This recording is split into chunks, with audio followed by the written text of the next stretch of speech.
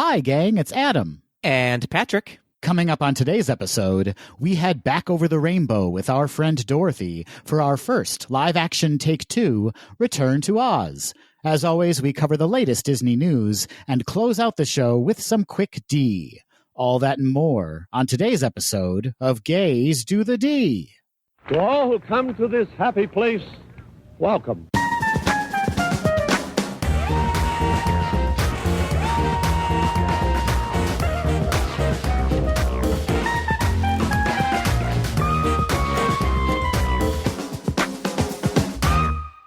Patrick Firuza Kazaki. Ooh, Adam birthday cake Hummel.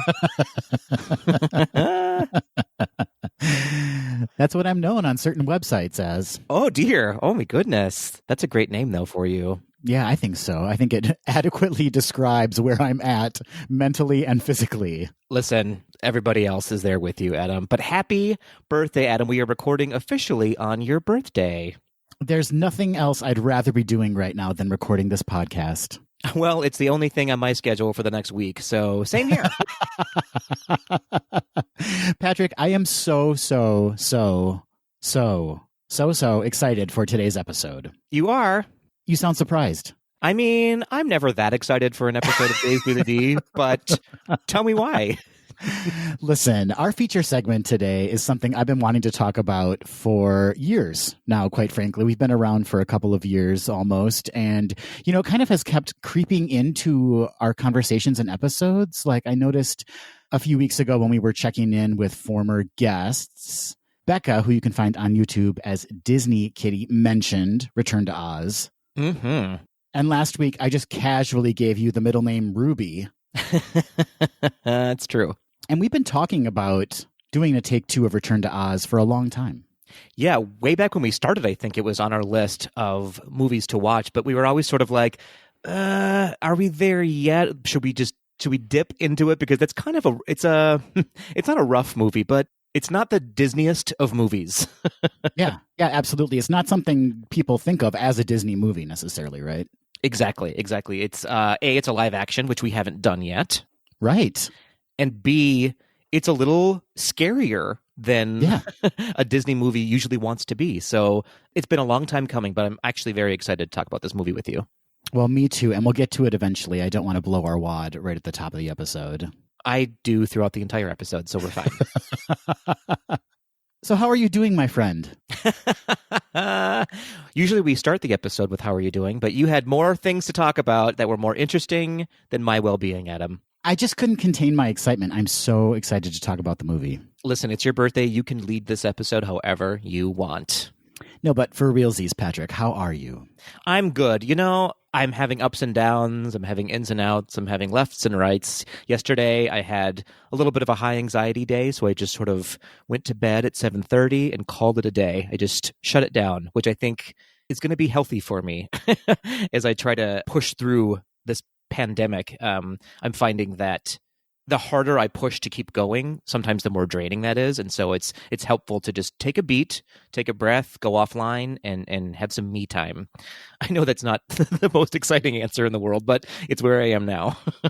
It's been the same for Matthew and me too. We've kind of both been checking out of our days a little bit earlier too, and just saying, is it time to retire to the bedroom and just lay in bed and watch TV and check out? You know, it's kind of like rebooting yourself for the next day. Absolutely. We're robots. We're robots. So how are you, other than kind of the same as me, I guess, right now? The same as you. Yeah, that's exactly right. Like, I just have been trying to remind myself that these are not normal circumstances we are under, and to just remind myself to do my best. And sometimes my best is to recoil a bit and stay a little bit more distant. And I don't mean that in a bad way. I just mean that in a kind of way to allow myself more space to kind of feel what I need to feel and think what I need to think and let that happen. Yeah, absolutely. You know me. I always try to be a positive person and try to put as much like light and energy into the world as I can. But sometimes if it's feeling disingenuous, I need to recognize that and go, you know what? Today, I don't need to be on Instagram. I don't need to be on Facebook. I just need to like read a book instead. That's going to be more healthy for me and maybe for anyone else out there. You need to put your face in a book rather than being on Facebook. Ooh, you just read me like a book. That was not very good. That was not very good. Hey, speaking of not very good, Patrick, we are still recording remotely. Oh, dear. Yep. Last week was your week to sound like a crazy robot. Yep. We're doing the best we can. We're doing the best we can. Yeah, so we ask all of our listeners to please be patient with us as you may encounter some technical issues. But soon, Patrick, I fully believe this, we will be together again very soon. Well, that's great, Adam. I can't wait to see you. No, you're right. I'm actually very excited to sit across the table from you once again. But I do feel like we're finding a rhythm, finally, in social distant recording. We're finding our groove. We're learning new things every day. And I'm just actually, not to pat ourselves on the back, but I'm actually quite proud of us for continuing this every week. It's so easy to just say, let's just throw in the towel. It's not working as well as we want it to. But you and I think, are very stubborn people. And so our listeners have our stubbornness to blame for invading their ears every week.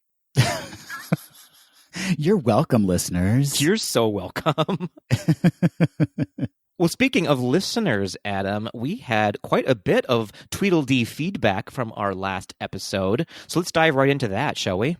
Yes, please. Well, first up, last week, we had some listener feedback from Allison, who's on Instagram at AllieQ, and she was searching for a way that she could donate to Disney cast members specifically, and we came up empty in the moment. But another Tweedledee came to our rescue, Adam. Tammy Quigley on Facebook reached out and directed us to find cast member Pantry, which is basically sort of a ragtag group of people who have started a Facebook page where people can donate groceries for cast members. It's not affiliated directly with Disney, but it is a startup comprised of volunteer Disney cast members.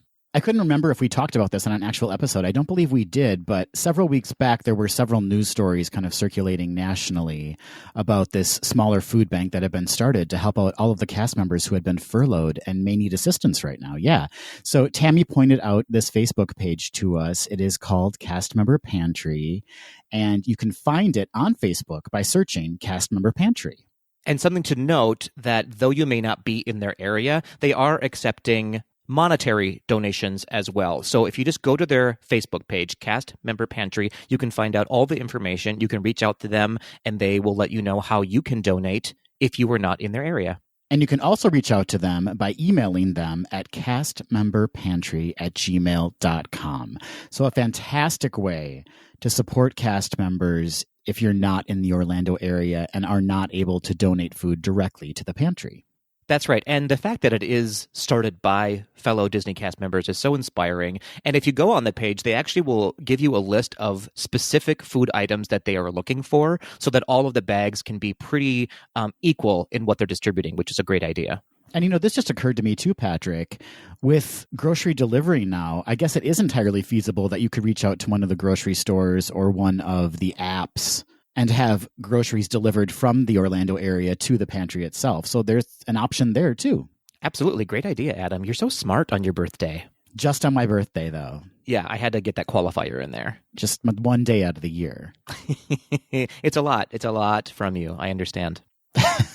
Well, we also heard from Tweedledee Dana, who you can find on Instagram at Dana Marie G.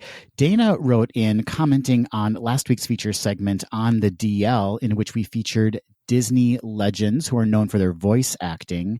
And she wrote in to say, I love Lea Salonga. Thank God for her voice. My infant son was crying nonstop in the car until I played Reflection. He immediately stopped crying, and within a few repeats, he had fallen asleep. I owe Lea one.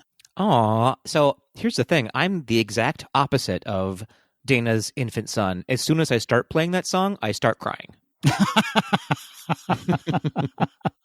I think most people have that reaction, don't you? Absolutely. Absolutely. I wonder if Dana was actually playing our podcast in the car prior to playing Reflection, because that also could have started her infant son crying, or quite honestly, any adult for that matter. Yeah, that's absolutely true. I definitely begin crying as soon as I hear the playback of our episodes. I don't sound like that, do I? Well, last but not least, we received an email from one of our very favorite contributors, Auntie Myrna. Auntie Myrna's back, everybody. Watch out. Auntie Myrna says, first off, I would like to say, Patrick, you speaking of this legend brought me to absolute tears and speaks volumes for what is happening in the world today. To be so beloved, but to die alone. My heart ached as you tried to compose yourself. On lighter news, my first trip to Disney, I was 13 years old. My mom took my sister and I. Clearly magical. We then sidestepped into the Kissimmee State Fair to see Bobby Vinton perform. You have mentioned that Cliff Edwards went on to sing with him. We got backstage after, and his staff were nice enough to keep us entertained. Turned out my mom was busy making out with Bobby Vinton. What? We can laugh about it now and made for a very memorable trip indeedy. Love you both lots. You keep our hearts full of hope and smiles. Bye. XOXOOG Mearns. Aw, that's delightful and crazy at the same time. I love that Auntie Myrna took your segment focusing on Cliff Edwards and turned it into a story about her mom making out with Bobby Vinton. I mean, that is the last thing I expected to read when I started reading this email. I was like, oh, how delightful. Wait a minute. What's happening here? But way to go, Mom, making out with Bobby Vinton. I mean, happy Mother's Day indeed. Happy Mother's Day to her. I also need to know more about that story. Was this the first time they made out? Were they old lovers? I need information. Yeah, were Bobby Vinton's staff just like constantly entertaining the children of mothers that he made out with? There's a story there. There's maybe a book there that we need to write. Well, thank you to everyone who reached out to us regarding last week's episode. That's Allison, Dana, and of course, Auntie Myrna. Thank you. Moving on, Patrick, we got another Disney Family Singalong. That was Disney Family Singalong 2 last week, featuring men's Corin beards. Is that all you pulled out of this? So many beards. There were so many scraggly looking beards on that broadcast. Yeah, it's true. It's true. Well, Patrick, we both really enjoyed the first Disney Family Singalong. What'd you think of the second? Oh, they fully stepped it up, I think. I enjoyed this much more than I did the first one. Not that the first one wasn't good, but they just upped their game by 10. It was incredible. I absolutely agree. And I have to give a special shout out to that Disney on Broadway crew. They sang You'll Be in My Heart from Tarzan. And I have to bow down to Merle Dandridge and Heather Headley. Oh, everybody who was in that was amazing. But yeah, they tore it up. That one definitely made me a little weepy. They sounded amazing. Amazing, amazing. I have to give a shout out to Katy Perry, who was fully leaning into quarantine life. And I was here for it. It was amazing. Her in that Dumbo outfit, I couldn't stop laughing, which is such a juxtaposition because that song is so endearing and sad that it was just the best, most unexpected mix I could have expected. Yeah, it was insanity for sure. Katy Perry and her poodle Nugget performing Baby Mine. And Nugget was like in another dimension. I don't know if they gave that dog a tranquilizer or what, but he was just like staring, and so well behaved to be in a little tiny elephant costume. I want to believe that he was just like, yep, this is what we do every single day. Will someone please find a vaccine? I can't do this anymore. He is so ready for that baby to be born so that he's no longer the focus of Katy Perry's costume whims. Absolutely. I have to also ask, is Jennifer Hudson quarantined with a full makeup and hair and wardrobe crew? Which I don't doubt for a second that she is, because she looked incredible. She sounded, both of them, she and John Legend sounded absolutely beautiful, and that's the new version of that song for me, absolutely. But she looked like she was ready to go to a red carpet affair. Yeah, I mean, she looked phenomenal. In fact, all around, I think the people who performed in this Disney Family Singalong maybe watched the first one and learned some hard lessons on what not to do with like makeup and lighting. Yes. However, I don't think that Shakira took that note because, God bless her, she sounded amazing, but Her video reminded me of, do you know how in like the early 90s there were these booths that you can go into at like State Fair Yeah. where they put you in the center of a music video? That is exactly what hers looked like. I did one of those. I sang Memory from Cats. Of course you did. Of course you did. Well, it was a great part two, a great sequel to the first Disney Family Singalong. I also need to give a shout out to Kiki Palmer. Oh, gosh. She has my vote for being a muse in the live action Hercules. She 100% needs to be a muse. She nailed Zero to Hero. Nailed it. Nailed it. She is a quadruple threat. She's amazing. Also, special shout out to Christina Aguilera and Miguel for singing Remember Me in Spanish and in English. I really loved that. And again, this is the new version of that song for me that I want. Yeah, I wonder if Disney's going to release an album of these performances. I would love that. That would be amazing. Especially if it benefited Feeding America, which is the organization that they're trying to support in these broadcasts. I have to believe that that's probably in the works. I mean, this incredible talent together, it would be a waste if they didn't. Well, all around great performances, this broadcast, and it'll be interesting to see if they come out with a Disney Family Singalong 3. I hope so. Although, how are the Huff family going to up their game for part 3? That's a great question, Patrick. Also, where are they getting these costumes? Come on. I don't understand.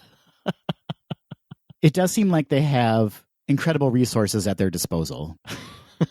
Apparently. I'm confused by it and intrigued at the same time. Well, speaking of being confused and intrigued at the same time, Adam, I was recently on an episode of the Disney Buzz, and who can say why anyone would want me on their podcast? But here we are. I can say why, because you're charming and you're informed and you're a great conversationalist. Oh, I would like to say the same about you. I really would like to. No, that's fair. I get it.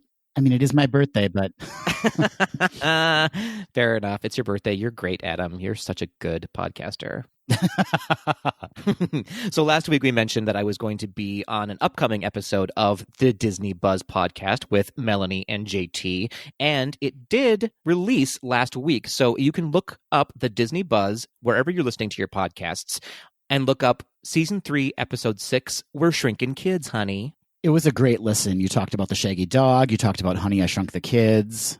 It was super fun to do. I really like talking to them. We've become friends over the years since we both started podcasting around the same time, actually.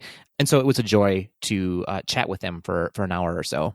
And it was a joy to listen to, so everybody be sure to check out that episode. Well, thank you. And you can find them on Instagram at DizBuzz. Well, Adam, even though it's your birthday today, it's not all about you. We do have some anniversaries to talk about.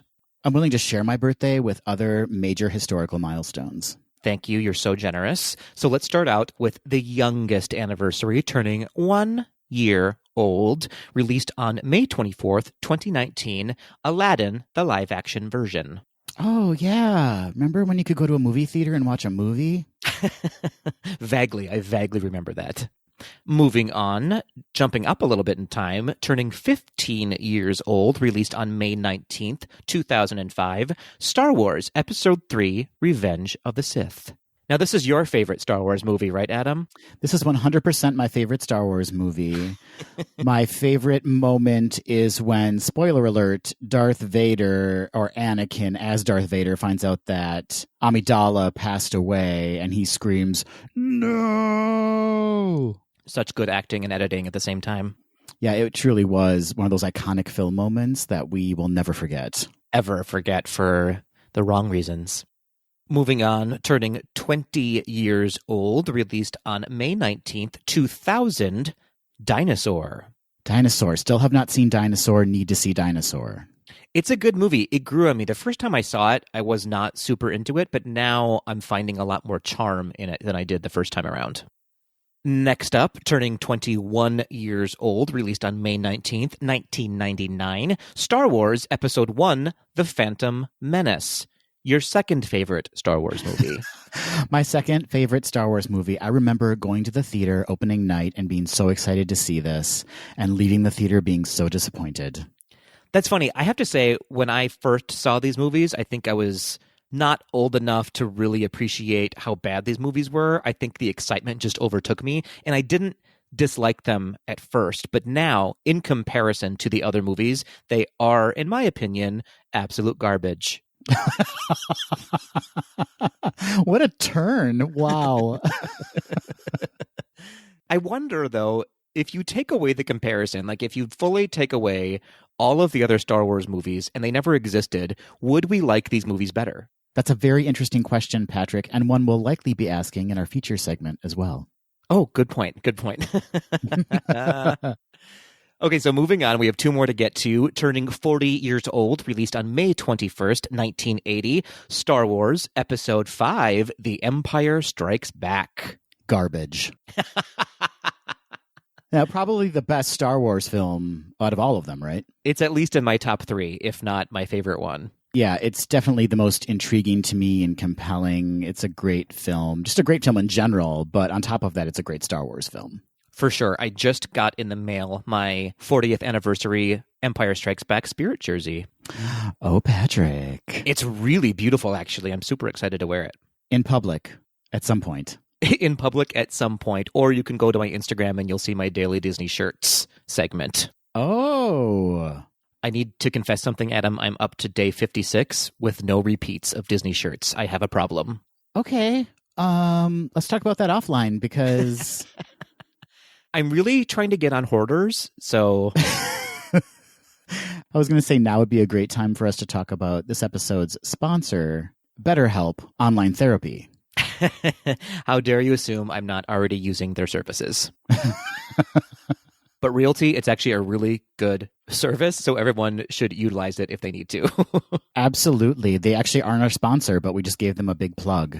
We sure did. We sure did. So moving on to our very last anniversary, Adam, turning 60 years old, released on May 19th, 1960, Pollyanna. Another live-action film I have not seen. Oh, it's really good. I believe Haley Mills is in this movie. It's very saccharine, but it's a treat of a movie for sure. And there was a remake starring Felicia Rashad. Oh, I didn't know that. You should look that up. That's actually a fantastic movie. Is this prior to her starting her career as a Dino Institute researcher? I think it was actually around the same time. So Disney was like, well, we've got you here. We also need to remake Pollyanna. For sure. Do you have a couple extra minutes? We have a movie we need you to be in real quick. That is quite a lineup of anniversaries, Patrick. A pretty big lineup, you're right. So happy anniversaries to Pollyanna, The Empire Strikes Back, The Phantom Menace, Dinosaur, Revenge of the Sith, and Aladdin, the live-action version. Before we head into the news, we just want to remind you that Crooked Media has established the Coronavirus Relief Fund, where your donation will be distributed equally to help groups providing critical support to those who need it most.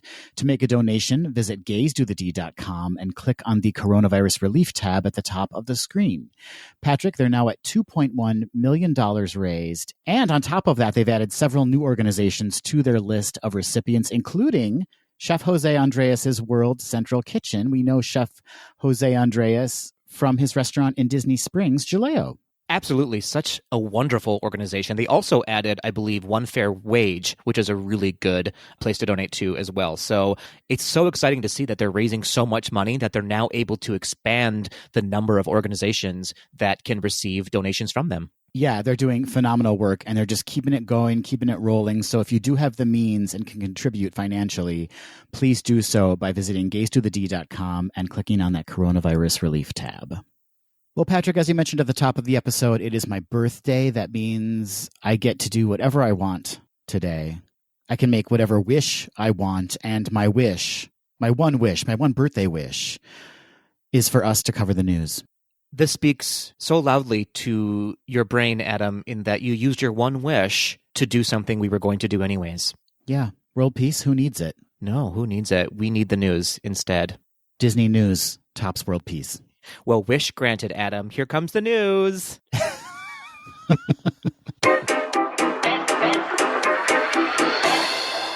We'll begin with our weekly COVID-19 update as it relates to Disney. Last week, Disney CEO Bob Chapek appeared on CNBC on Shanghai Disneyland's reopening day and talked about the future of Disney's parks around the world. He stressed that the Walt Disney Company would be, quote, very conservative, very prudent in its phased reopening of the theme parks, noting that with the government's permission, the plan is to allow an additional 5,000 guests to enter Shanghai Disneyland each week. Chapek also emphasized how guests would play a significant role in determining park capacity going forward, stating, quote, we're all playing our part in this ecosystem of safety, if you will, and we're going to do our part, and we need our guests to do their part too. Chapek declined to comment on a reopening date for Disneyland and Walt Disney World, but noted that masks will be mandatory for both cast members and guests, and physical distancing guidelines would be put in place. Turning to Disney's theatrical releases, Chapek stated that tentpole films will continue to premiere in theaters, but Disney Plus would be considered on a case-by-case basis. So, Patrick, not a ton of new information from Disney CEO Bob Chapek, but we're starting to hear that fact that masks are going to be required repeated over and over again to kind of get it into the public's minds. Yeah, I think which is smart and necessary to do to remind people that Disney's going to look a lot different. And the sooner people get used to it, the better off they'll be when it does actually happen. Moving on, Florida Governor Ron DeSantis announced that businesses may enter a, quote, full Phase 1 reopening on Monday, May 18th. Florida restaurants and retail can increase indoor capacity to 50%, up from the initial 25% capacity, and gyms may reopen while restricting social distancing and maintaining high sanitation levels. However, movie theaters will remain closed for some reason. I don't get why gyms can reopen but not movie theaters with like properly spaced seating and masks, but that's just me. Theme parks will be required to submit their reopening plans for approval by the Orange County mayor. Moving on, in last week's episode, we told you that select third-party restaurants and shops in Disney Springs would be reopening this Wednesday, May 20th. 1 week later, on Wednesday, May 27th, Disney will be reopening its shops and dining locations at Disney Springs. Both cast members and guests will be required to wear face masks, and temperature checks will be mandatory prior to entering Disney Springs. In addition, plexiglass dividers have been installed at registers throughout the complex, and guests will be required to swipe their own credit or debit cards. And thanks to an agreement with Disney, the Services Trades Council Union, which represents 43,000 cast members at Walt Disney World, is helping to protect employees returning to work. Cast members will be trained on how to conduct self-assessments regarding symptoms of COVID-19 at home, and the agreement requires Disney to provide a thermometer to anyone who requests one. Cast members who have COVID-19 symptoms can call in free of attendance discipline and will be given paid time off to quarantine. That's great news, Patrick, that cast members who are displaying symptoms can have paid time off. Imagine a world in which healthcare was important, Adam. I hope one day we'll get there.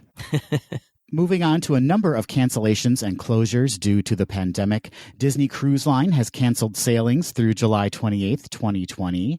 Dapper Day Expo Summer 2020 at Disneyland Resort has been canceled. The fan run event, which was originally scheduled for April, had been moved to June. A statement was released on dapperday.com noting, quote, in our discussions with Disney, we feel there is a good chance we will be able to hold some sort of event at the resort in August, even if the parks are not yet open to full capacity.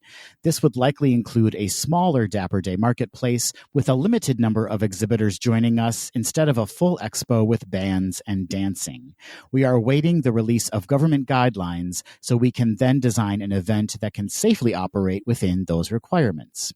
We also received word last week that Disney Backstage Collection has also unfortunately been suspended. Subscribers were notified of the subscription service's cancellation last week via email. And Disney's Frozen on Broadway has played its final performance. According to a May 14th, 2020 Playbill.com article, the musical will not reopen at the St. James Theater when Broadway once again opens its doors post-pandemic. It effectively took its final bow March 11th, the eve of the New York State mandated shutdown, running for 26 previews and 825 regular performances. Disney Theatrical Productions intends to resume the musical's national tour when tenable, with international stagings, including West End, Australia, Japan, and Germany productions, all pushed to next year. Elements from the now closed Broadway production will be repurposed for these engagements to reduce cost and waste. And lastly, Patrick, a bit of good news. Baby Yoda be praised. For the fans of the Disney Plus Star Wars series, The Mandalorian, Disney CEO Bob Chapek has confirmed that Season 2 of The Mandalorian will not be delayed due to COVID-19 and that the series is, quote, in post. Season 2 is scheduled to arrive this October. Well, blessed be. Blessed be the fruit of Baby Yoda. It's all we have, The Mandalorian. It's all we have to hold on to. And thank goodness it's arriving right on time in October. Thank goodness. It's really the only thing I'm looking forward to, that's for sure. That's bleak, but that is also accurate. And Frozen, Patrick. So sad to see Frozen close on Broadway. Really sad. I had high hopes of seeing that on Broadway. I have tickets for the tour if it does come here, which has already been moved out indefinitely. So I'm really disappointed, A, for myself, but also, of course, for what I have to believe is an enormous amount of people who are working on that show in New York are now no longer coming back to it after all of this ends. So that's really sad to see. I think just prior to their final performance, too, a new Anna and Elsa had been added to the cast. So I really feel so badly for those two actresses who were quite possibly about to realize like a Broadway dream, and now to have that kind of taken from them, that chance at performing in a successful, long-running Broadway musical. It's just so sad to think about. For sure. I wonder why specifically they decided not to come back. Were ticket sales lower than they wanted them to be, or were they just not around long enough for them to have a surplus of cash that they could be closed indefinitely? I'm interested to know the details behind that. That's a really good question. I was thinking about that when I first read this story. I'm just wondering if feasibly to hold the theater, that rent on that theater alone, if that was just not worth the cost. That's my first go-to answer for that, is that they just couldn't hold the rent with no income. And as we just said, they hadn't been around for a very long time, and so they didn't have a surplus of cash. So who knows, though? It's sad to see, but I'm sure there was a very good reason for doing it. Regardless, it looks like we're just going to have to let it go. Oh, wow. Oh, wow. Well, Adam, Disney has officially found a way to creep me out with a newly filed patent.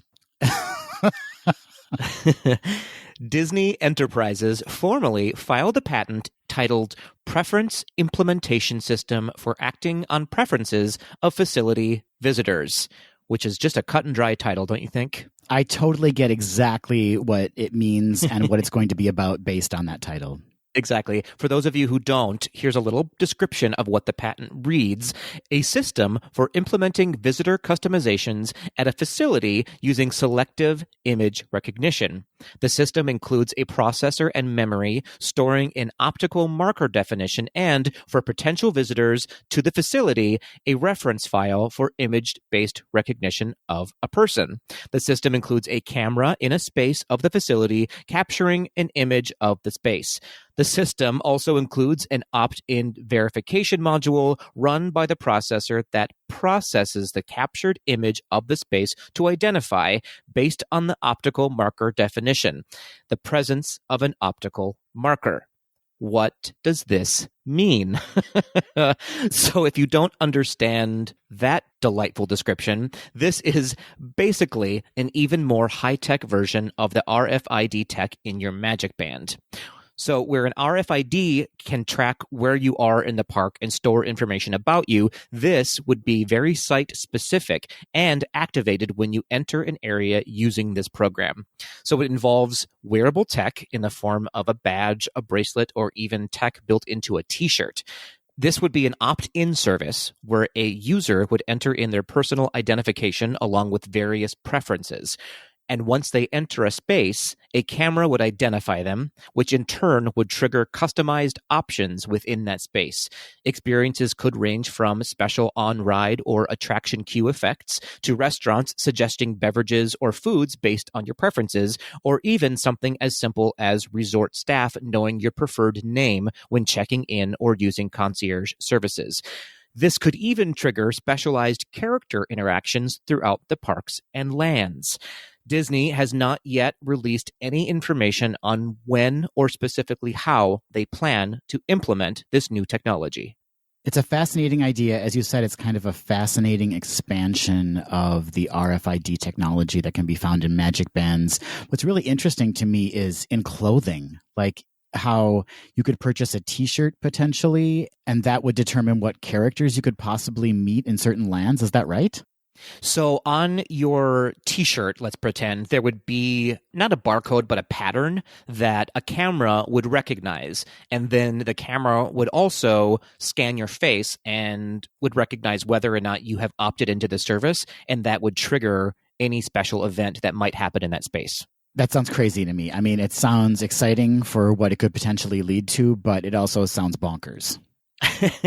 It does sound bonkers. It's exciting that they now have a patent on this. So that to me means that they stand behind the technology and are ahead of the game in the technology. So they're the only ones who will be able to use this for quite some time once they start using it. It sounds like we need to upgrade our t-shirts. For special effects that happen in gay bars. I mean, that could lead to a whole host of things. I don't know if we should necessarily go there. It's really a consent t-shirt then. The Star Wars series The Mandalorian just cast a couple of hotties for season 2, Patrick. According to slashfilm.com, Katie Sackhoff, who is no stranger to the Star Wars animated galaxy, will be appearing as Mandalore warrior Bo-Katan, a character she voiced in Dave Filoni's animated series Star Wars The Clone Wars and later Star Wars Rebels. Sackhoff is best known to sci-fi nerds like me as Starbuck on Battlestar Galactica. And according to a May 15th, 2020 Variety article, toothy grin Timothy Oliphant has also been cast in season 2 of the Disney Plus series. Variety notes, quote, the exact nature and scope of Oliphant's role is being kept under wraps. Oliphant's most recent regular TV role was on the Netflix series Santa Clarita Diet. He is also well known for his starring role in the FX drama Justified and the HBO period drama Deadwood. Patrick, you're anything but Deadwood when watching him on screen, right? Hey-o. Hey-o. Let's not forget he was also in Scream 2, Adam. He was also in Scream 2. And, fun fact, the guy who manages the boxing gym that I go to looks exactly like Timothy Oliphant, which is the only reason I continue to go to that gym. Oh my, Patrick. Have you ever sparred with him? In my dreams, I have. In my dreams. I don't put up much of a fight, though. This July 3rd, Disney Plus will not be giving away its shot in presenting the original Broadway production of Hamilton. In fact, Disney Plus will have the exclusive rights to the filmed version of the show. The production was filmed on stage at the Richard Rodgers Theater in New York and is said to combine elements of live theater, film, and streaming to present a new way to experience Hamilton. A quote from Bob Iger, in light of the extraordinary challenges facing our world, this story about leadership, tenacity, hope, love, and the power of people to unite against the forces of adversity is both relevant and impactful. We are thrilled to bring the phenomenon to Disney Plus on the eve of Independence Day. And a quote from Lin-Manuel Miranda, I'm so proud of how beautifully Tommy Kail has brought Hamilton to the screen. He's given everyone who watches this film the best seat in the house. Hamilton will feature the original Broadway cast and is directed by Thomas Kail, who directed the show on Broadway. He also directed Fosse Verdon, and he won the Emmy Award for Outstanding Directing for a variety special for Grease Live. As I said before, Hamilton, which was originally slated to premiere in October of 2021, will now premiere this July 3rd, 2020. Work over a full year than when it was supposed to be released. Yeah, I'm interested to know why it was slated to be released so far out there. Like, are we missing out on anything, or were they just done and waiting to release it on a specific date in 2021? Who knows? Yeah, that's a really good question. I wonder if it was originally going to be released on a historical anniversary or a Hamilton anniversary. I suppose I could have done some investigative journalism here and Googled it, but I did not. I did not do that. Who has the time, Patrick? You've got to bake. You've got to bake. You've got to go to bed early. It's true. It's very true. I need to eat banana bread and go to bed at 7:30 p.m. Quarantine life. Am I right?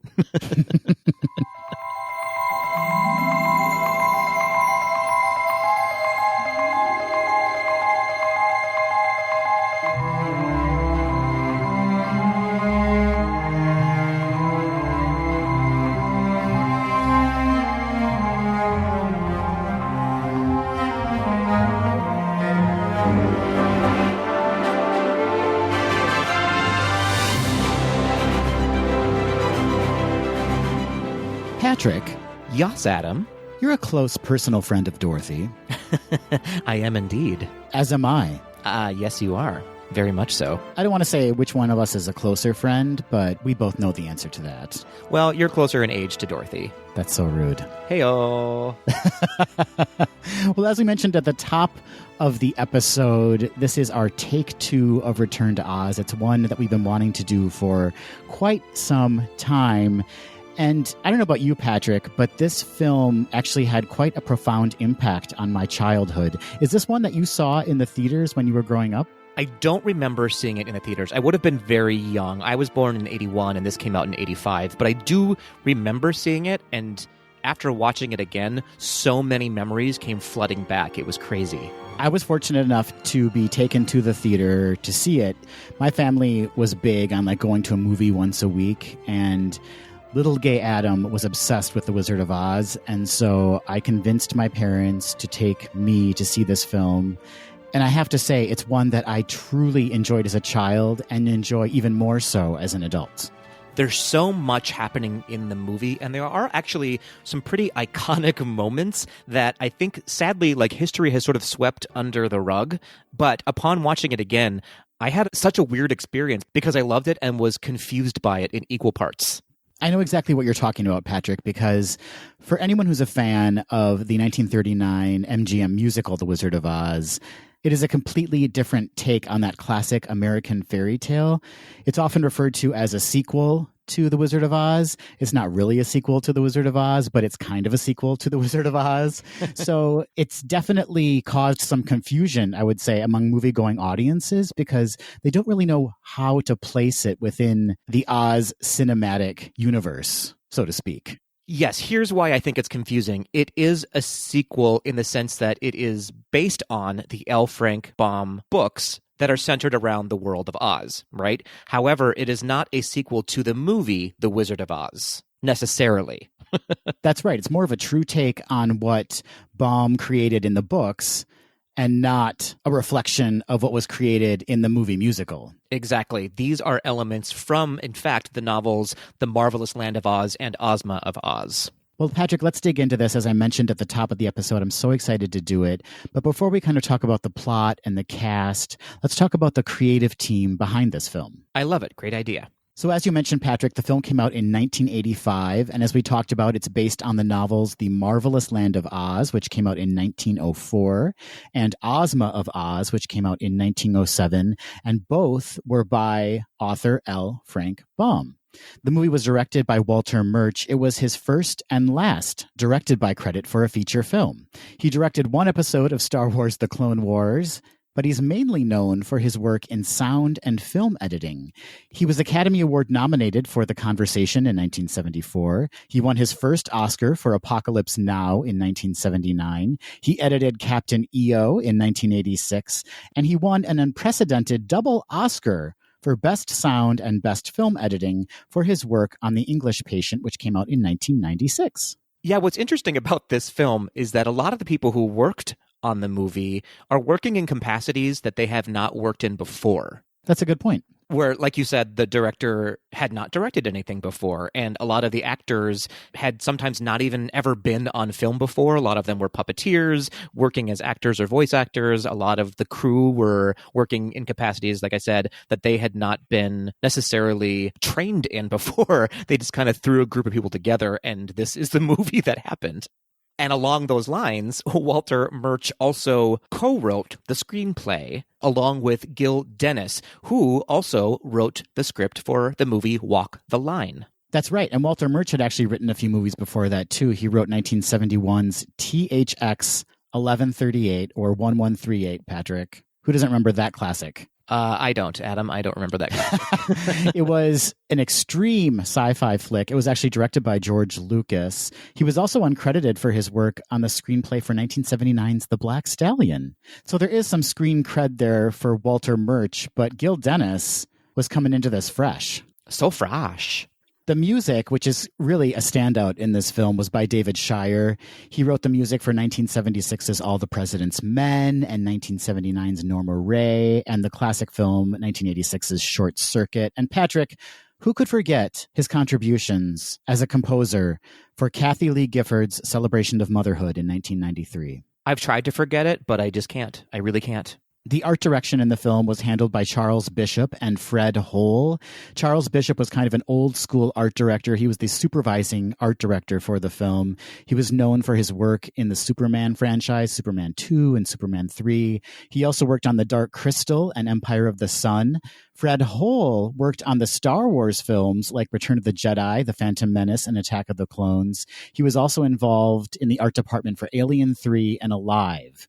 So two really well-known art directors working on this film, and that's certainly no surprise.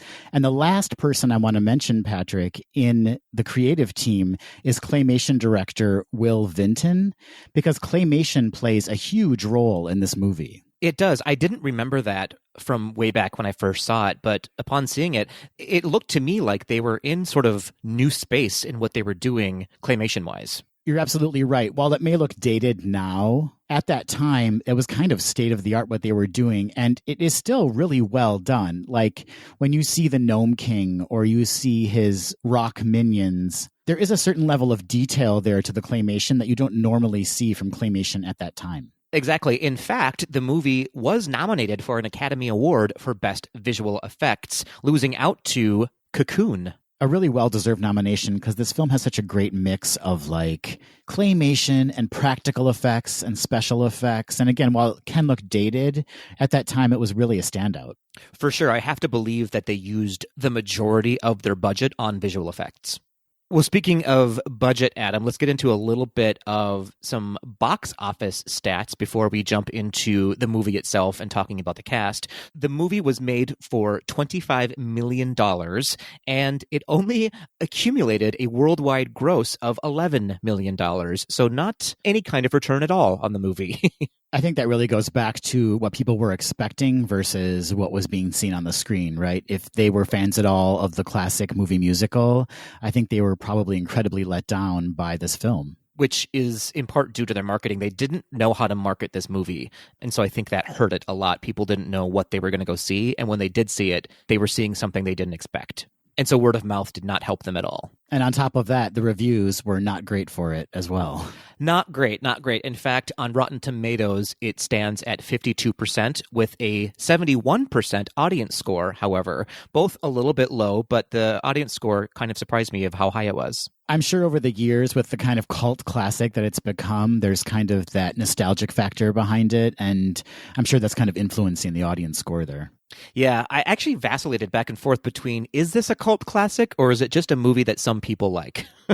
Oh, that's a good point. Yeah. Because when I think of cult classic, I think of the Rocky Horror Picture Show, you know what I mean? Which has a huge cultural phenomenon and following. And Return to Oz, a lot of people remember it, and the people that do remember it, it's definitely ingrained in their memories, but I don't know that enough people are on board with it to call it a cult classic. That's a totally valid point, Patrick. I think I'm looking at it through my kind of rosy or emerald tinted glasses and remembering it probably more fondly than I should be, but it does hold a special place in my heart. I think there are quite a few people, at least 10, who agree with you. All right, Patrick. Well, let's head into the story of the film and let's talk about the cast as the characters appear. I love it. So we're taken back to Kansas right at the beginning of the film. It's 6 months after the events of The Wizard of Oz when Dorothy makes her first trip to Oz. And Dorothy is troubled. Think of it as like The Wizard of Oz, but make it mental illness. That's exactly right. That's exactly right. In fact, Adam, we are introduced to a newspaper article of electroshock therapy within the first minute and a half of the movie. That's right. So you know it's going to be just as upbeat and charming as the 1939 movie musical. 100%. So Dorothy's having trouble sleeping, and Aunt Em and Uncle Henry are still rebuilding the house after the cyclone from the first film, the first book. And as Patrick mentioned, Aunt Em is going to take Dorothy to have a special treatment to help her sleep. Yes, they are both worried that she has fully lost her mind. And to be fair, I mean, come on. If your niece suddenly starts talking about a magical land and ruby slippers, and what are you going to do? You take her to a hospital to be shocked. That's what you do, Adam. So, of course, Dorothy Gale is played by Fairuza Balk. This was Fairuza's debut performance on film. It's true. She was so little, but she still looks exactly the same as she did. She does. Everyone probably knows her from 1996, The Craft, and she was also in 2000's Almost Famous. She was very young, and she was chosen out of thousands of girls in an international search to find Dorothy. Thousands of girls and some very famous actors as well. She beat out for this role. Like Drew Barrymore? Like Drew Barrymore, like Alanis Morissette. That's crazy to me. Elizabeth Berkley and Juliette Lewis. Had Elizabeth Berkley been cast in this role, do you think she would have done Showgirls? I do think she still would have done that. And thank goodness. We're also introduced, as I mentioned, to Aunt Em, who's played by Piper Laurie. We all know Piper Laurie as Carrie's mom from 1976's Carrie. Oh, man, what a weird double role to play. Carrie's mom and Dorothy's aunt. She's also known for her work on The Thornbirds and Twin Peaks. And Patrick, this is really fascinating to me. She actually took Fairuza under her wing during the filming of this movie and kind of became a mentor for her throughout Fairuza's career. Hard to know if she did a good job or not, because Fairuza has played some very wackadoo characters. Uncle Henry was played by Matt Clark. Matt Clark appeared in 1976's The Outlaw Josie Wales and 1984's The Adventures of Buckaroo Banzai, another bonkers film. He also appeared in 1990's Back to the Future 3. He was also on Little House on the Prairie for a little bit. He does have that prairie look about him, doesn't he? Yeah, kind of back in the day, if you needed someone to play a farmhand or a simple country guy, this is the person you hired. In Return to Oz, Uncle Henry is going through some mental issues of his own. He's extremely depressed. This is very true. I was like, is Dorothy the one who needs shock therapy, or is Uncle Henry the one? But clearly, women are hysterical, Adam, so you take the woman to get electroshock therapy. Clearly. Oh, dear. Oh, dear. Prior to Dorothy being taken to the hospital, one day when she's in the farmyard, she does discover a key that she believes has been sent to her by the Scarecrow, who she believes is in trouble in Oz. It's true. Her chicken, Bellina, or her hen, I suppose, Bellina, sort of kicks the key up and she finds it. And so off she and Aunt Em go to the hospital where they meet Dr. Worley and his nurse, Nurse Wilson. Exactly. So the doctor at first seems on the up and up, but the Nurse Wilson, is giving us some very sinister Wicked Witch of the West vibes, especially in her Wicked Witch of the West costume that she's wearing. I know. I love that you can hear like her petticoat rustling when she walks. Yes. And those shoulders that sort of slope upwards. It's outstanding. That costume alone must have cost like half the budget. Oh, I absolutely love it. It's so severe. So the doctor is played by Nicole Williamson, who is more of a stage and Shakespearean actor. He was also in Excalibur playing Merlin, and Adam, he was in The Exorcist Part 3 as the priest. He got torn apart in that movie, Patrick. He got torn up. And then the nurse is played by Jean Marsh, who fans of Willow will remember as Queen Bavmorda. She was also Mrs. Rose Buck in the TV series Upstairs, Downstairs. She has a lot of British credits on her IMDb page.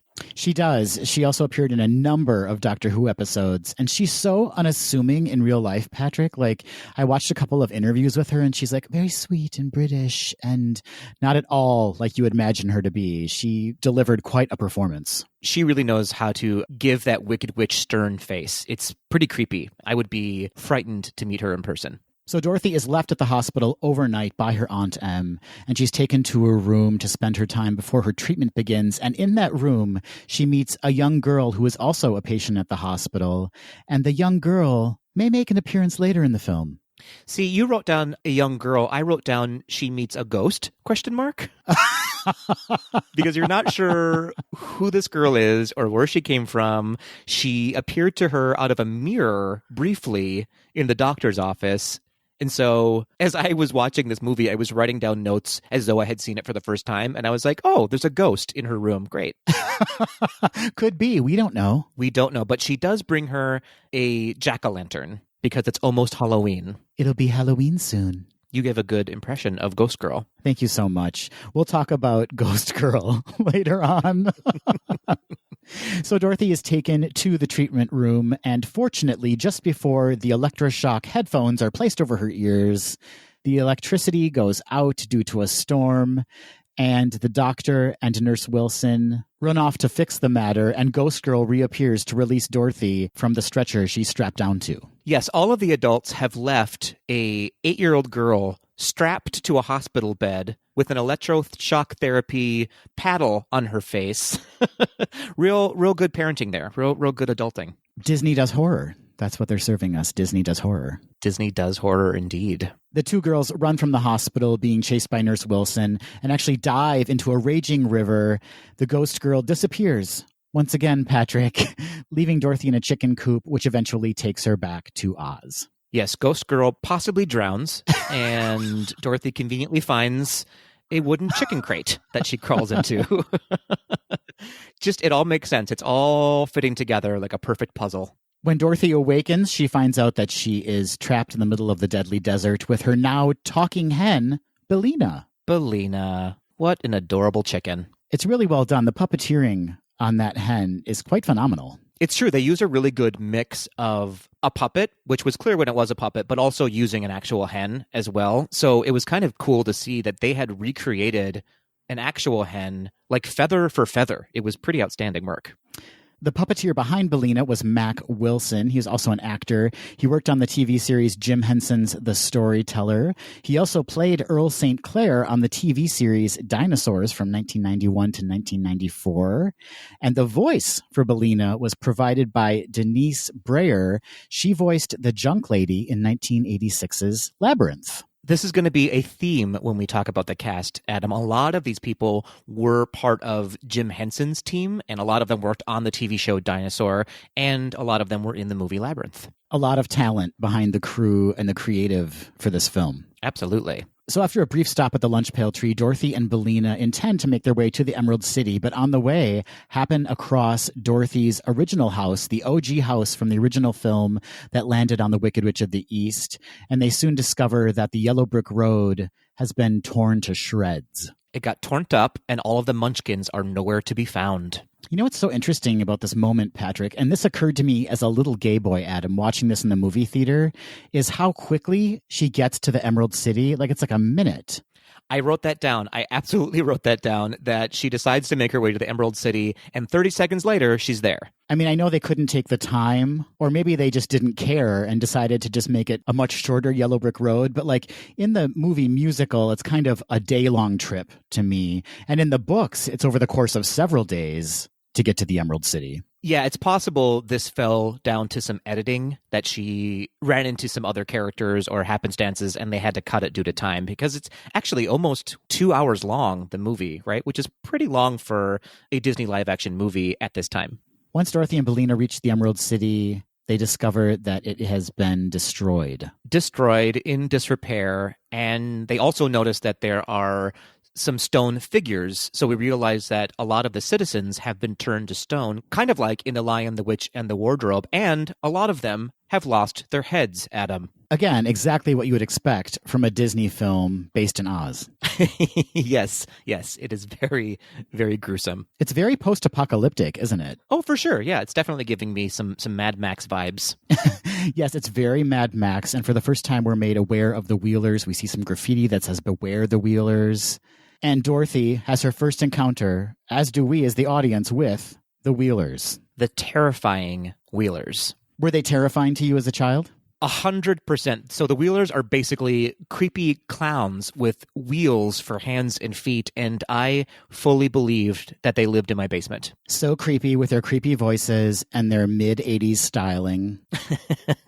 The two head Wheelers are portrayed by John Alexander and Pons Mar. Pons Mar was actually heavily involved in character development in the film, not only for the Wheelers and their posture and physicality and movement, but also for Jack, who we'll meet later. That's right. And he also played Fran Sinclair in the TV show Dinosaurs.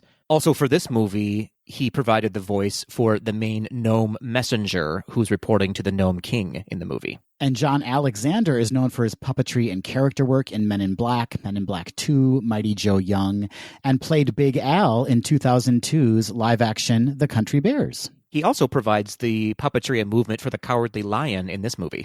So Dorothy is naturally terrified of the Wheelers and flees from them, finding a secret door down a hallway where she uses her key to unlock the door, and inside she discovers TikTok. Before we get into TikTok, Adam, something enormous jumped out at me in this movie is that they start talking about, the Wheelers, start talking about a fear of chickens that's happening in Oz, which comes back later on in the movie. But at first you're, as an audience, just going, I'm sorry, what? They're afraid of chickens? Okay.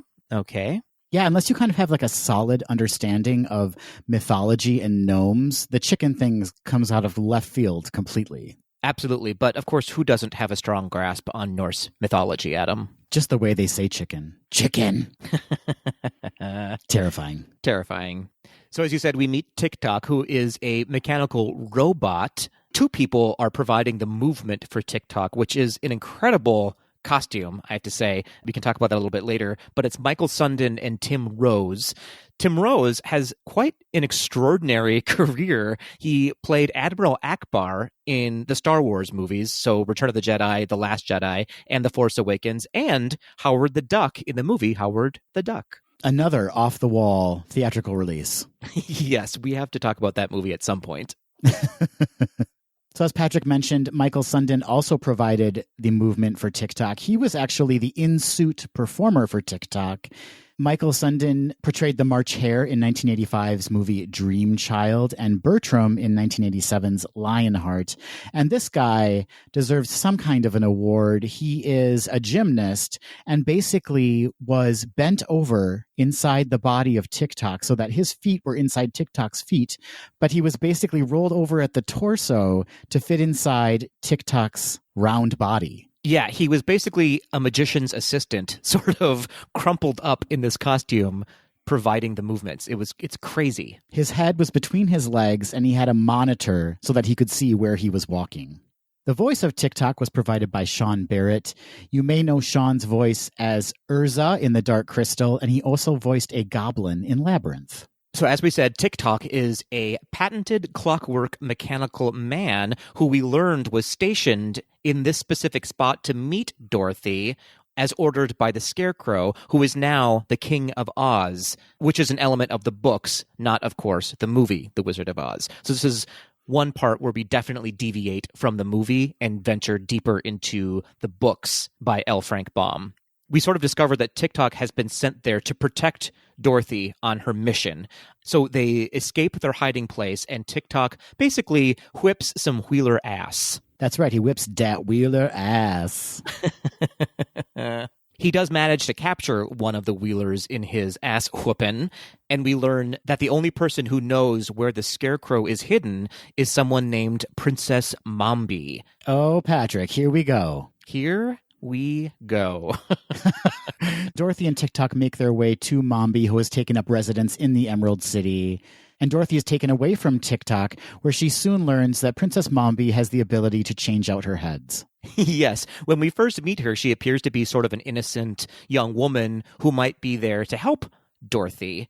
But then, as you said, she starts taking her away from TikTok down a hallway of heads, Adam. A hallway of women's heads. Isn't it glorious? It's very Game of Thrones. See what I mean? Yeah. A girl has no name, Adam. I absolutely love Mombi. I have since the very first time I saw her. Yeah, I found her a little bit scary as a kid, but like I was a little bit macabre as a child. I liked kind of darker stories like this. And so this was right up my alley. It was so weird. So very weird. So Mombi removes her head in front of Dorothy and replaces it with a second head. As you do. As one does. And the second head of Mombi tells Dorothy that the Scarecrow was kidnapped by the Gnome King, and she proceeds to lock Dorothy in her tower until Dorothy's head gets big enough to be removed and used. That's right. We're not making this up, folks. This is directly from the movie. Oh, I just think it's so wonderful. So Dorothy's being held up in the attic, and who does she meet while she's in the attic but Jack Pumpkinhead? Is it Jack Pumpkinhead or is it Jack Skellington, Adam? Because they are apparently the same person. It is true. The first time I saw A Nightmare Before Christmas, I was like, what? Wait, what? Yeah, I have to believe that Tim Burton references Jack Pumpkinhead for his Jack Skellington. Much like TikTok, Jack Pumpkinhead also has a couple of different people manipulating him. First up is Brian Henson, son of Jim Henson, who is providing the voice for Jack Pumpkinhead and also was at times puppeteering Jack Pumpkinhead. Brian Henson also provided the voice of Hoggle in Labyrinth. He was also the voice of Baby Sinclair on Dinosaurs. He also directed a few episodes of Dinosaurs. He also directed The Muppet Christmas Carol and Muppet Treasure Island. He also provides the voice of Sal Minella for a lot of the Muppets movies and TV shows. I love Sal. Such a funny character. Stuart Harvey Wilson was the actual in-suit performer for Jack Pumpkinhead. So when Jack is up and walking around full body, this is the guy who was inside the costume doing it. Stuart portrayed the killer in 1992's Split Second and Ruby Rod's assistant in 1997's The Fifth Element. So here's where we start to realize that some of these new characters that Dorothy is meeting are kind of mirroring the original characters, the Tin Woodsman, the Scarecrow, and the Lion. So Jack Pumpkinhead is basically the new Scarecrow, and TikTok is the new Tin Man. That's right, Patrick. This is where we kind of get those tastes of the first film and the first book. Jack Pumpkinhead actually asks Dorothy if he can call her mom, and we learn that he was created by someone else in Oz, though we don't know who, but she resembles Dorothy. Yes, we also learn that he has been basically brought to life with something called the Powder of Life, which Mombi has in one of her cabinets along with her original head. And so together, the two of them break out of the attic, go down to reactivate TikTok, who is stalled in the throne room of the Emerald City, and Dorothy goes off to steal the Powder of Life. And Patrick, this is when we have yet another horrifying moment in the film. After Dorothy opens the cabinet, sees the original head, and actually wakes up Mombi's original head, the headless body of Mombi rises from her rest. And yikes, Patrick. There's a lot of screaming and yikes. Yeah, this is a terrifying scene. I do not remember it. Maybe I blocked it from my memory so that I could have a productive life as an adult. But what the hell? It was so terrifying. This is also the first instance that we realize that Mombi's original head is actually, once again, Jean Marsh, who portrayed Nurse Wilson back at the hospital in Kansas. So again, harkening back to the first film where they had characters from the real world appearing as different characters in Oz. Yes, and speaking of mirroring, as Dorothy is running away, she sees something in a mirror that looks like possibly it could be Glinda the Good Witch, but we're not quite sure, who leads her in the right direction to escape Mombi's headless body. Dorothy returns to the attic to discover that Jack and TikTok have been working on their part of the escape plan and have been putting together the escape vehicle for the ragtag team, which is basically two sofas pushed together with the head of a gump attached and palm fronds as wings. Yes, and by gump, you basically mean a moose. So they've created a moose dragon. A moose dragon, that's absolutely right. They've attached a moose's head to the front of two couches. With palm leaves as wings. So stable. It's clearly a good plan. That was basically my first car in college. Mine too. It was a Corsica, which is the same thing. So Dorothy returns to the attic with Mombi hot on her heels. She sprinkles the Powder of Life on the Gump's head, encourages him to fly, and sure enough, that Gump breaks through the balcony window and flies away from Mombi and the Emerald City. Yes, all of our heroes are taken away on a moose dragon. And where are they going, Patrick? Well, their goal, Adam, is to get to the Gnome King's mountain. That's right, the Gnome King's mountain, to discover the whereabouts of the Scarecrow. But before they do that, we learn that who looked like Glinda in the mirror is actually someone called Ozma, who Mombi has captured, but we don't quite know who she is. All we know is that the hope is that all of Oz forgets who Ozma is. After a night of flying and being pursued on the ground by the Wheelers, who eventually can no longer pursue the now flying Gump because of the border of the deadly desert, our team of heroes wake up the next morning to discover that the Gump is actually falling apart. The couches are becoming untied, and their vehicle is falling apart. Yes, they are in danger of landing in the deadly desert, which if they do, they will turn into sand. Fortunately, Patrick, they do not. They come crashing down on the Gnome King's mountain, and all are safe. Meanwhile, Mombi, back in the Emerald City, she gets those Wheelers together and forms them into a kind of sleigh. Yeah, it's very Jadis from The Lion, the Witch, and the Wardrobe again. It is very Jadis, and she's off via underground tunnels to the Gnome King's mountain. Yes, she's using the utilidors in Walt Disney World. We also learn that just after the crash landing, Bellina is nowhere to be found. That's right. We're constantly reminded up until this point that the Gnome King is not a fan of chickens and that they need to get chickens out of Oz. And Bellina, during the crash, has mysteriously disappeared. She said, "Dorothy, you in danger, girl," and she fled the scene. That's right. That's exactly how it happens in the movie. Exactly how it happens. So before we move on, Adam, we should talk about who voices and moves the Gump, a.k.a. the Moose Dragon. It's so important to know who's behind that Moose Dragon. The Gump was puppeteered by Stephen Norrington. He's a puppeteer known for his work in creature effects in films like Aliens, Alien 3, and the TV series The Storyteller. And the Gump was voiced by Lyle Conway, who is also a puppeteer and more known for his special effects works. He worked in creature design and was a fabrication supervisor for characters like the Skeksis in The Dark Crystal and Aughra, also in The Dark Crystal. He was also a sculptor in 2009's Where the Wild Things Are, directed by Spike Jonze. He also worked on Little Shop of Horrors, Adam, which I love. A lot of these people did work on Little Shop of Horrors as well. So the Gnome King is now aware that the group of heroes are on his mountain. Yes, he appears before them very much like the great and powerful Oz did in The Wizard of Oz. And once he learns that they're there to save the Scarecrow, he goes bananas and swallows Dorothy whole. As she's falling down to the Gnome King's lair, she's made aware that the emeralds from the Gnome King's mountain were actually stolen from the mountain to help build the Emerald City. And the Gnome King is not happy about it. He is not having it. This gave me very much Alice falling down the rabbit hole vibes. Very much like that. Yeah, absolutely. So Dorothy lands at the bottom of the mountain, conveniently into the arms of the Scarecrow. That's right, Patrick. The Scarecrow is portrayed by Justin Case. Justin appeared as a mime in Superman 3, and he's one of the players in Mel Gibson's film Hamlet. Delightful. But their reunion is very short-lived. Yes. He immediately vanishes, and we learn that the Gnome King has transformed him into an ornament in his palace. So much like we learn that Mombi is also Nurse Wilson in the beginning of the movie, we discover that the Gnome King is also Dr. Worley in the beginning of the movie, played by Nicole Williamson. That's right, and the Gnome King summons the rest of our group of heroes, Jack Pumpkinhead, Tick-Tock, and the Gump, down to his lair to play a little game. A friendly little game. A friendly little game offering Dorothy and her companions 3 guesses each to identify which ornament is the Scarecrow. Yes, it's very Indiana Jones in The Last Crusade, where they have to discover which chalice is the Holy Grail. That's right, Patrick. And if they fail, they will become ornaments themselves. Dun, dun, dun. So the Gump is sent in first, and we quickly discover that he does not pick correctly, so he is also turned into an ornament.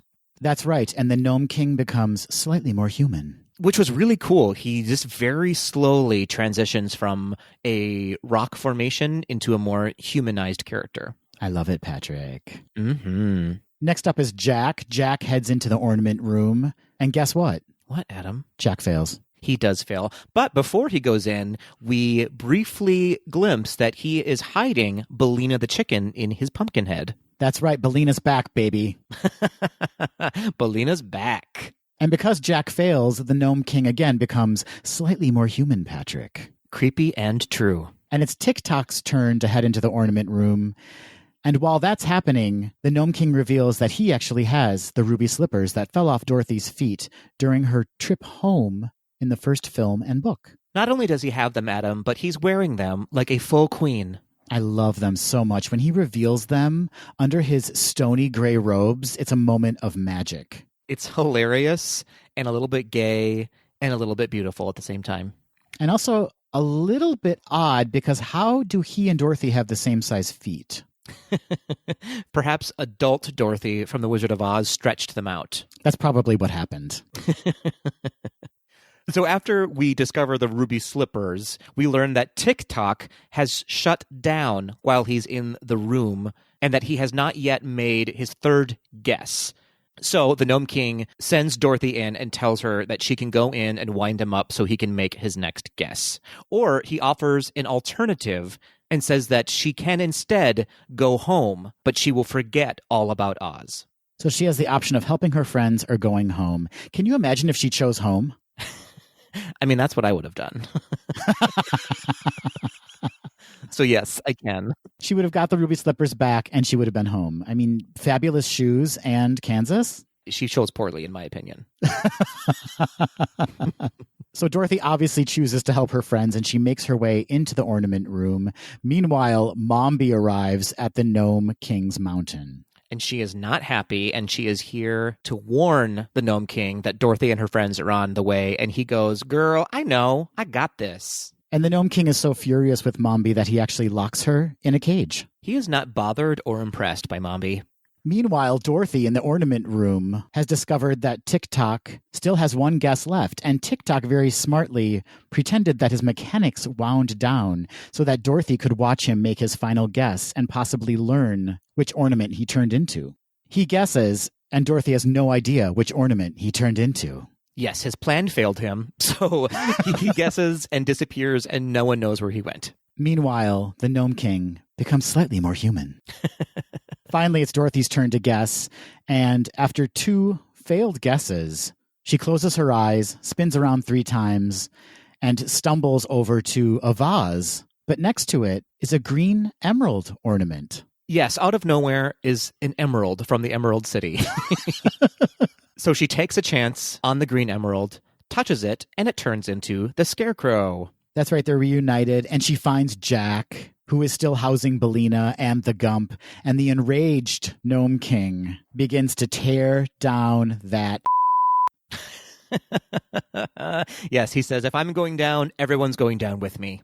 In fact, he goes so bonkers, Adam, that he takes the Gump's body and he eats him. Delicious. Delish. Of course, the Gump's head has been saved by his friends, but he now has no body. The Gnome King next grabs Jack by his feet, holds him over his mouth, and lo and behold, Bellina, who has been unable to lay eggs up until this point, out of fear, lays an egg, Patrick. We were meant to believe that she had possibly gone into early menopause throughout the entire movie. But finally, she poops out an egg into the mouth of the Gnome King. I think that's the technical way to describe it. She poops out an egg. Yes, absolutely. Which, of course, we discover that the Gnome King is allergic to chicken eggs, and it kills him. But some of us knew that just from our understanding of mythology, so... Yes, of course. It is a well-known fact in mythology that gnomes are allergic to chicken eggs. The Gnome King crumbles, and Dorothy finds the ruby slippers and wishes for the group to be returned to a restored Emerald City. Once again, Dorothy steals some shoes that do not belong to her and uses them to benefit her own life. I can't blame her. Once they are outside the Emerald City, they realize that TikTok was lost until Bellina notices a green medal stuck on one of the Gump's antlers, and Dorothy restores him too. Hooray! And then, of course, once all reunited, they head back to the Emerald City for a party. A party featuring many, many characters from the Oz books who were not necessarily introduced to in the film, but you can see them there. A lot of the classic characters are there in the background. Yes, including one munchkin. One whole munchkin. One whole munchkin. And we see that Mombi is still caged and being carried in a parade processional by some hot citizens of Oz. Very attractive. Dorothy attempts to recrown the Scarecrow as the King of Oz, but the Scarecrow believes that Dorothy would be a better leader of Oz, and all of the citizens implore her to stay and be the Queen of Oz. Yes, for the first time in history, a male leader has decided that they would be led better by a female. And that's how we know it's fiction. But Dorothy refuses their request, saying she must return to Kansas. And that is when she learns that the ghostly girl who helped her escape from Mombi's grasp was actually Princess Ozma, who has been trapped in the Emerald City all this time and the rightful ruler of Oz. Yes, Ozma's father was the ruler of Oz just before who we know as the Wizard of Oz came to Oz. And basically, Ozma was banished after that. And she is now the rightful heir to the Emerald City and Oz at large. So she snatches those ruby slippers back from Dorothy. She's like, girl, those are mine. It's true. Billina opts to stay in Oz, and Ozma sends Dorothy home, promising that Dorothy is welcome to return anytime she wants. Yes, she sends her home in a long and awkward goodbye that lasts about 3 minutes. It was a very Midwestern Minnesota goodbye where everyone was like, oh, wait, hold on. What's your recipe for hot dish? Meanwhile, back in Kansas, Uncle Henry and Aunt Em find Dorothy near a riverbank. Aunt Em reveals that Worley's hospital was struck by lightning and burned down, and Worley died trying to save his machines. And they both discover that Nurse Wilson has been locked in a cage on a police buggy and is being led away. Dorothy and Aunt Em and Uncle Henry return to the farmhouse. Some time passes. We find out Uncle Henry has been relieved of his depression and has finished the farmhouse. And Dorothy sees Billina and Ozma through a mirror in her bedroom and then goes out to play with Toto. It's true. Yes, they appear in the mirror and Dorothy is about to tell Aunt Em that they're in the mirror, but Ozma gives her the signal to STFU and to keep her crazy to herself. And that's the very moment when Dorothy realizes that she cannot be a creative soul. She needs to clamp down on her creativity and only follow the message of the man. Yes, women should be seen and not heard is the message of the movie. That's the message, Patrick. You nailed it. What's funny about our description of this is that it sounds like we're on drugs, Adam. It sounds like we maybe hallucinated and made all of this up. But nope, this is exactly what happens in the movie. It's true, Patrick. It's a crazy, crazy premise. But here we are. Here we are indeed. Well, Patrick, before we give our final thoughts on the film, let's talk about some of the fun facts behind the making of this movie. Yes, please. So this first one that I have is something that I knew in the back of my head watching the movie because I do know the books fairly well, but the ruby slippers aren't actually part of L. Frank Baum's novel. They were invented for the 1939 MGM movie, The Wizard of Oz.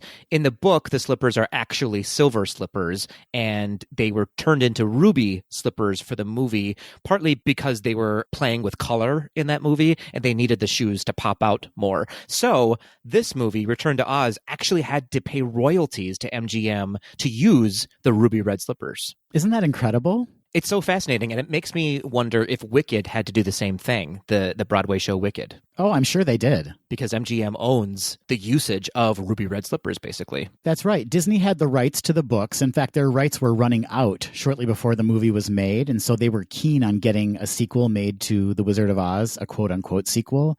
But really, the only thing that really ties it to the 1939 movie are those ruby slippers, and so they had to pay for the rights to use them. Such a funny little story. Another fun fact for you, Patrick, the film received a mention in the Guinness Book of World Records as the sequel, quote unquote, that was made the longest period of time after the original. It was released 46 years after The Wizard of Oz, which, as we know, came out in 1939. Only Bambi 2 broke that record in 2006, which was released 64 years after the original. Wow, that's crazy. So it's kind of interesting about Disney deciding to do The Return of Oz.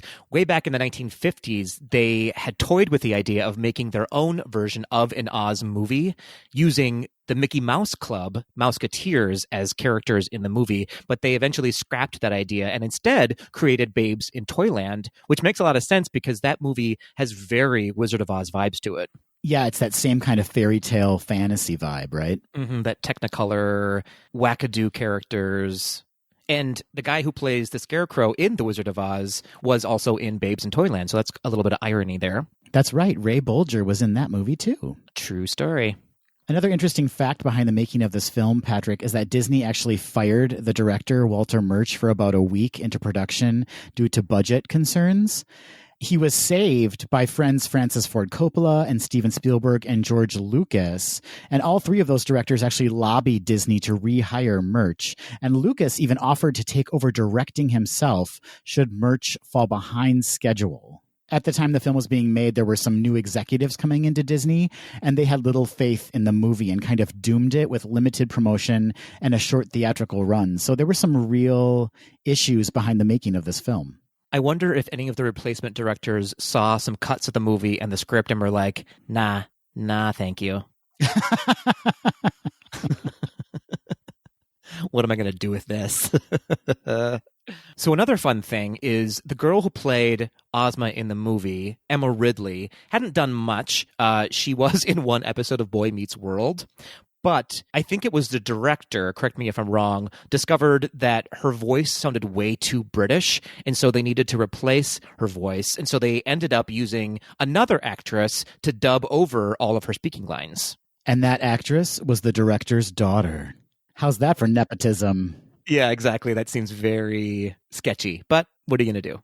Another interesting fact behind the story of the film, Patrick, is that the character of Princess Mombi is actually based on two different characters. She's based on Mombi, who is a witch who has the powder of life, but she's also based on the character Princess Langwidere in the book Ozma of Oz, who ruled the land of Ev across the deadly desert from Oz.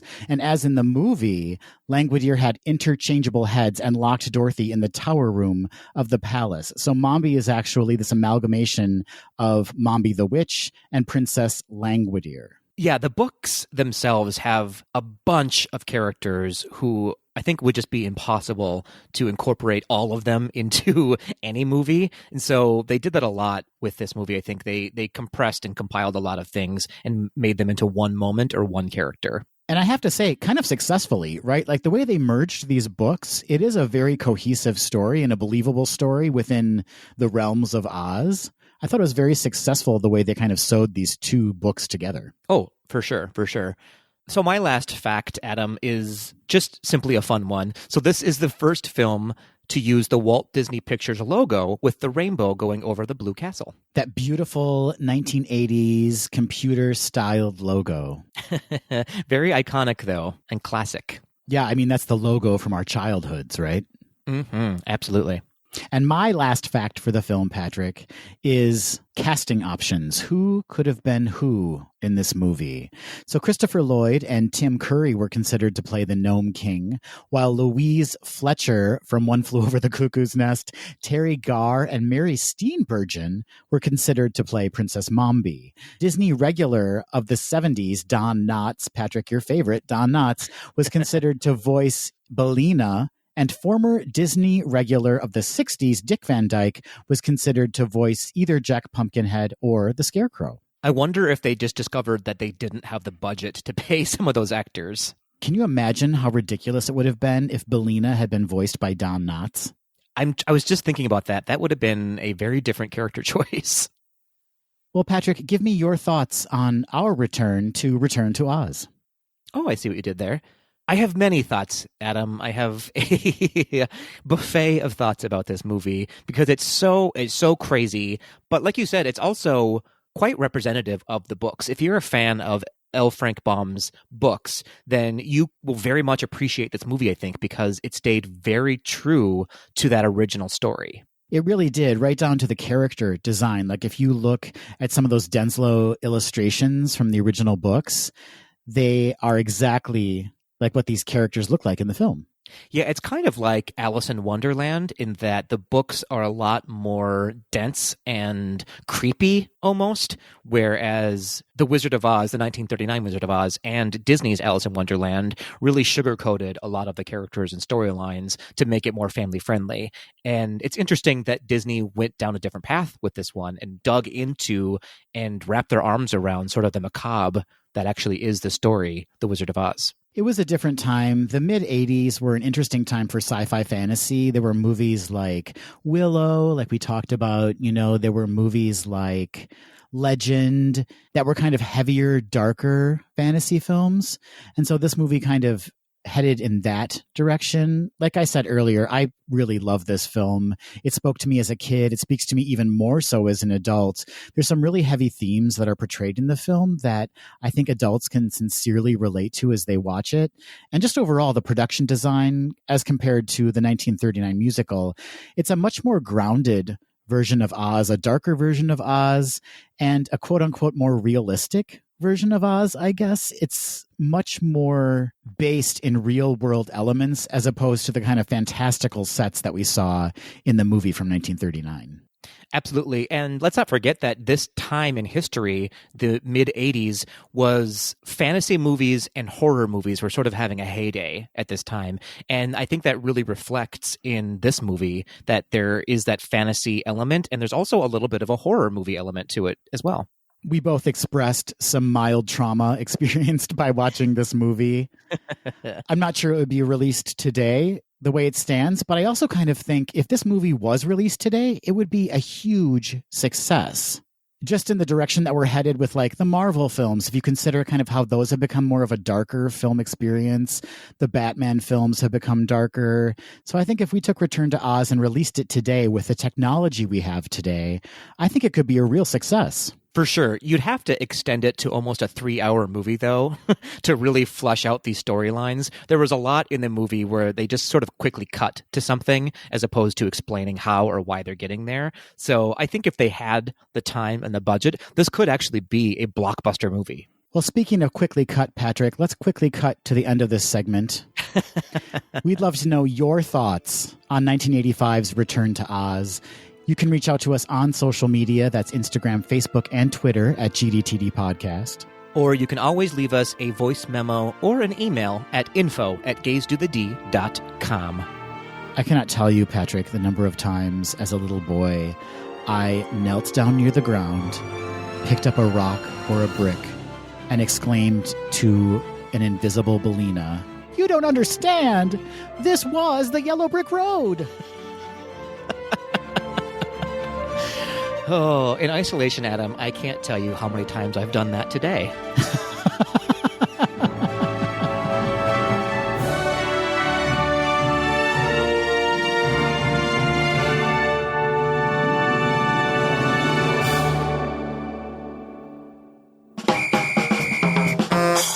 Hey, Adam.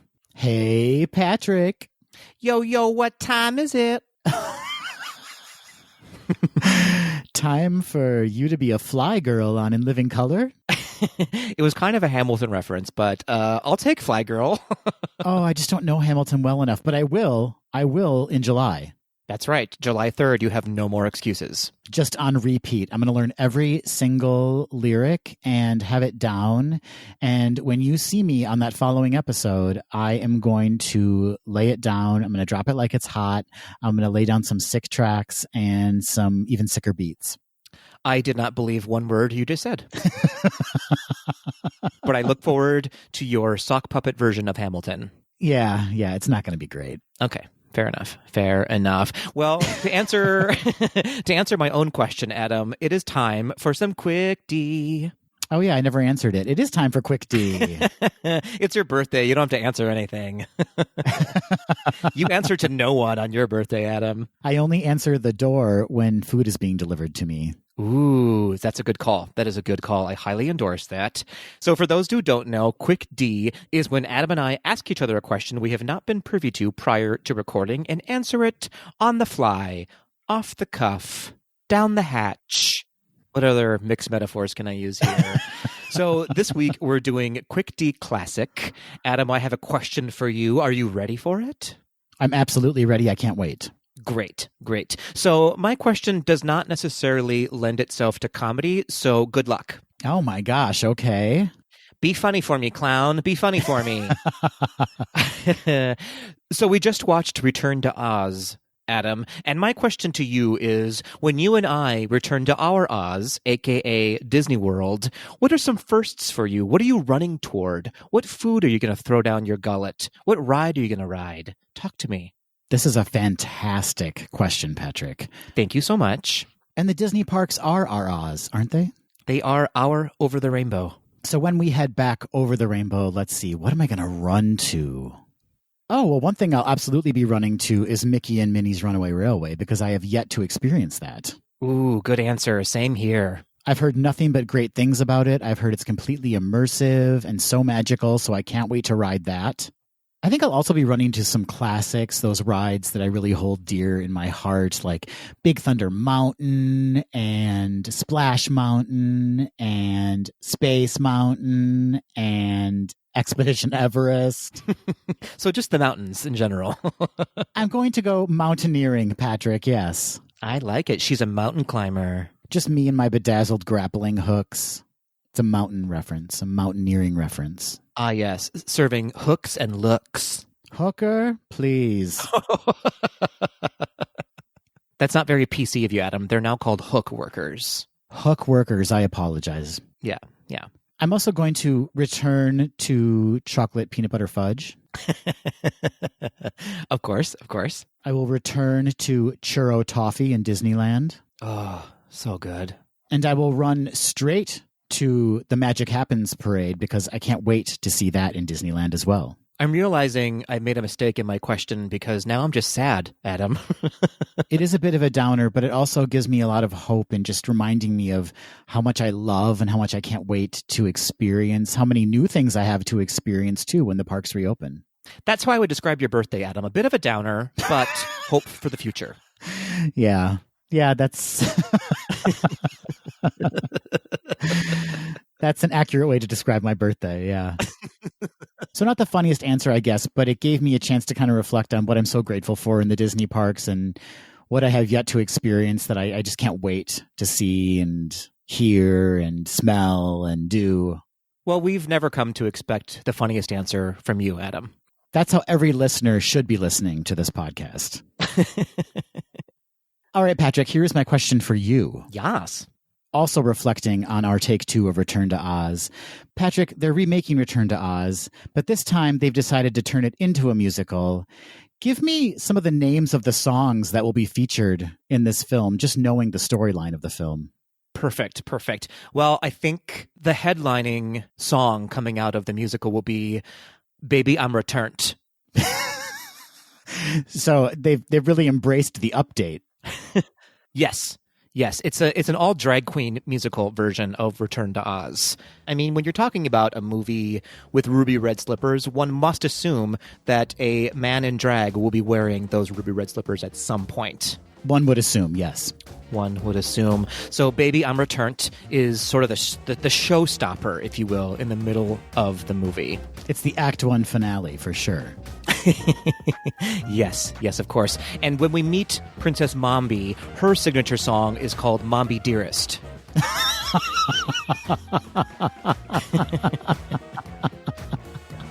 Of course it is. Of course it is. It's nothing but gay references in this movie. Yep. Jack Pumpkinhead has a song called Girl, How's Your Pumpkin Head? Okay. You don't get it? Because how's your head? Oh, okay. I got it now. I got it. Yep. Boy, was that a flatliner. Not the headliner song in the movie. No pun intended. We'll see if that one makes the director's cut. Are you saying you're editing this section and you're going to cut that directly out of it?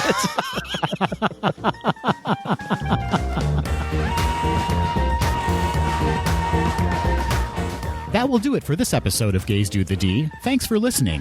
To become a patron of the podcast, visit our website at gaysdothed.com/donate. For a donation of any amount, you can receive exclusive Gays Do the D content and help us continue to bring you the very best Disney news and discussion. Continue the conversation after this episode on Facebook, Instagram, and Twitter at GDTD Podcast, and submit your questions or show ideas to info@gaysdothed.com. Have a great week, everybody. See you real soon.